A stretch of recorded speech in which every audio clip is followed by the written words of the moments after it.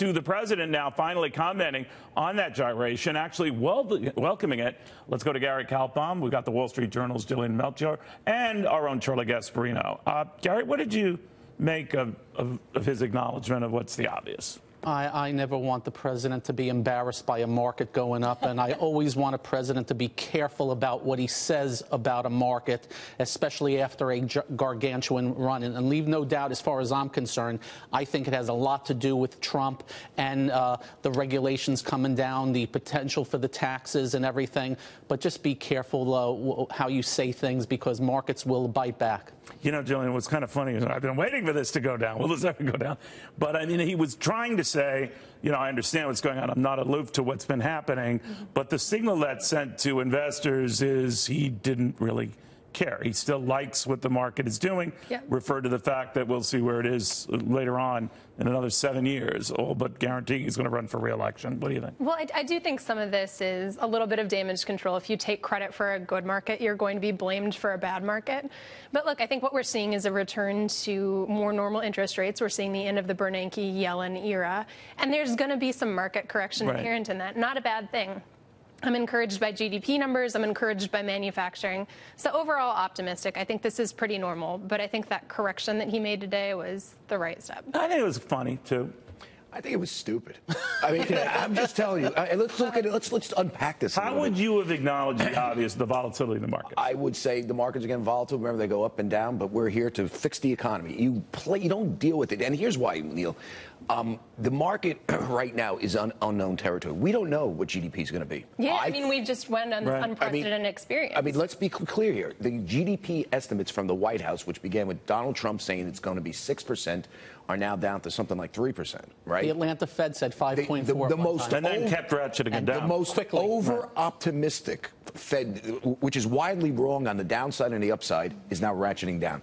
This is a fool's game, and here's why. If we don't get decent GDP growth out of this tax cut, we're going to get massive deficits. I'm not saying it's going to happen, because I like tax cuts, but if I'm wrong, we're going to get massive deficits, much higher interest rates. Why do you say the tax cut will be the trigger for massive deficits when you ignore the additional $9 to $10 trillion in spending that the media... Well, that's on top... Well, I know, but I'm just saying that why does everyone say the tax cut would be the culprit for that and not all the additional spending? Because the tax cut is trillions. I mean, it is so big. When you take the corporate rate... The extra spending... extra spending. I'm not just targeting you on this, because I hear a lot of people say this. The extra spending is $10 trillion over 10 years. That's 10 years. We're talking about... I know. The tax cut is about, the most optimistic there, the cost is $2.5 trillion. $2.5 trillion. So I'm not minimizing that. I'm a big believer that it could generate revenues. But I'm just saying it is mixed up to me that we disproportionately focus on the cost. That's a great point. But here's my other point would be that if the tax cut works, especially if we get GDP above 3%, it'll start paying down that debt and some of that spending. But that's what the markets are trying to figure out right now. The die has already been cast on the debt and the deficits. Okay, we are heading to $30 trillion. I have been stating this almost on a daily. Over 10 years, right? You got it. And I got to tell you, next year, $400 billion is going towards interest. Our first $400 billion of our taxes. We don't have to worry about Gary. It's just Jillian. Oh, yeah. I know. That's right. So whine about it. It's going to be $700 billion in a few years. Eventually, we're going to have $1 trillion. Eventually, if they don't change the trajectory, I don't care what they do. Markets are going to react. Interest rates have to react, because economics 101 is more debt, the higher the rates. Now, we've had the central bank there fighting rates down and buying up the bonds to keep them down. So maybe the president should step back a little bit about the market spirit. To Charlie's point, up or down, up or down. I think this is stepping back, though, because he's taken credit for it so aggressively. He said, these are all of the things that I've done and really linked his performance to market. And he did pound away on the unemployment going down for women and for minorities. And all. That's fantastic. Here's the point was what he should have been. And he take better credit for that than he can for the markets. And here's the problem with him touting the markets. When he started really touting the markets in January, we had massive retail inflows at the top. He cost some people some money.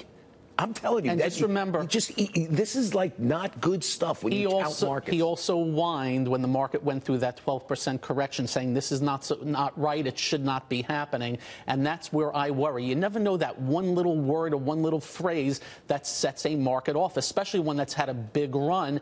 You never know. But he addressed it. I looked at he addressed it. He addressed something else today. This is going to seem silly to you guys, and it seemed at first silly to me. but he's not known for zinging himself. He's rarely been seen as someone who's self-deprecating, let's say like a Ronald Reagan or even a Jack Kennedy. But this moment near the beginning of his remarks caught my attention. I want you just to let this sink in and then react to it. By the way, what a nice picture that is. Look at that. I'd love to watch that guy speak. Oh, boy. Let's see.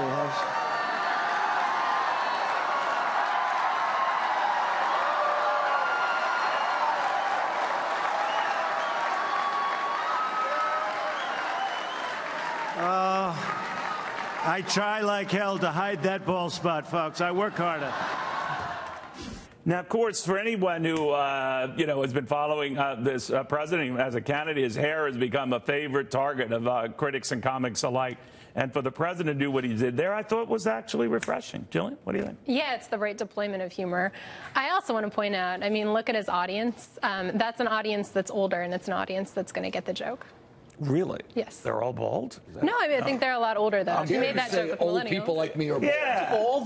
All the UK newspapers last week, front page, forget any other news, had a picture of his hair flying up when he got on Air Force One, and there was another picture where supposedly there was a little scar that maybe he had some surgery. Ridiculous. So he's a smart move, get in front of it. And here's what I got to say: whoopee-doo, and it shows. And And the best part about, I think, Trump is when he has these moments, unscripted, when he has these meetings in the office, Oval Office, where he has a bunch of people around him, unscripted. It's really good stuff. And I want to see more of it. Well, but they're not Charlie, all good. But Charlie, here's what I took away from that. And I know it seems like a silly thing. A lot of people thought it was silly, just even obsessed with and try to retrieve this soundbite, was that it was the first time I can remember where he zinged himself in good humor. Yeah. And I think, and I'll mention this with Ed Rollins in just a second, and he, of course, worked for the famous self-deprecator Ronald Reagan, it can be very effective. Oh, I agree, as a political tool. And, if you know Donald Trump, I know him pretty well, you know him pretty well.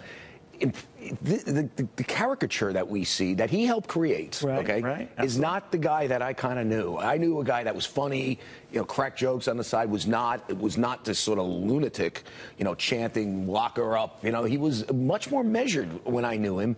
It's a transformation has occurred. Maybe it's all an act. Maybe it's not. Well, that speech showed a lot of the humor. Yes, right? I mean, there was a lot of that.